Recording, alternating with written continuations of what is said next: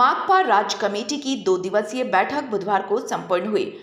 बैठक में पार्टी की पोलित ब्यूरो सदस्य वृंदा करात शामिल रही। बैठक के मुद्दों को साझा करते हुए करात ने कहा कि पिछले कुछ समय में केंद्र सरकार की छवि धूमिल हुई है। एक और जहां केंद्र सरकार गैर भाजपा शासित प्रदेशों में जबरन अपने नियम लागू कर रही है, जहां गैर भाजपा शासित प्रदेशों की फंडिंग रोकने जैसे मामले सामने आ रहे हैं, वहीं इजराइल फलस्तीन युद्ध के दौरान भी सरकार का दोहरा चेहरा सामने आया है, जहां भारत ने यूनाइटेड नेशंस के जनरल असेंबली में वोट नहीं किया, जबकि अलग अलग पटलों पर समय समय पर भारत की ओर से बयान जारी की गई है कि भारत आतंक विरोधी है, फिर जनरल असेंबली में वोट नहीं करना उचित नहीं। उन्होंने कहा कि कई राज्यों में केंद्र सरकार की ओर से दबाव बनाने और फंडिंग रोकने की बात सामने आ रही है।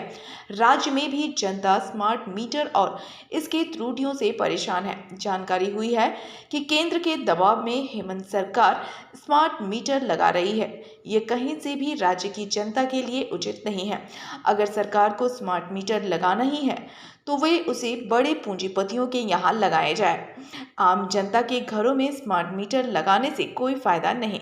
ऐसे में जनता 100 यूनिट फ्री बिजली के लाभ से भी वंचित हो जाएगी।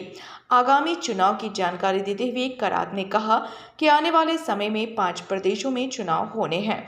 इनमें से राजस्थान में अन्य वाम घटकों के साथ मिलकर चुनाव लड़ने की तैयारी है।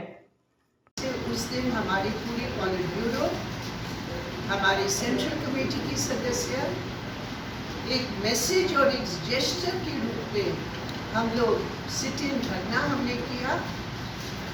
यूनाइटेड नेशंस की रेजोल्यूशन के साथ देते हुए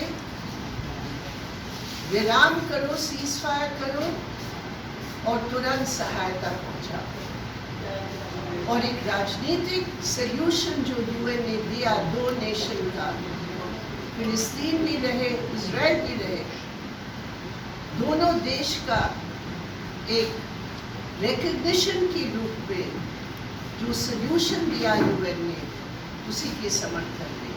तो आज ये कहना जरूरी है, क्योंकि बड़ी शर्म की बात है कि हिंदुस्तान में भारतीय जनता पार्टी और उनके जितने भी सोशल मीडिया ट्रोल्स हैं, इसको ये सांप्रदायिक रंग देने का प्रयास कर रहे हैं, और हम इसका भी निंदा करते हैं। ब्यूरो रिपोर्ट, सबरंग समाचार।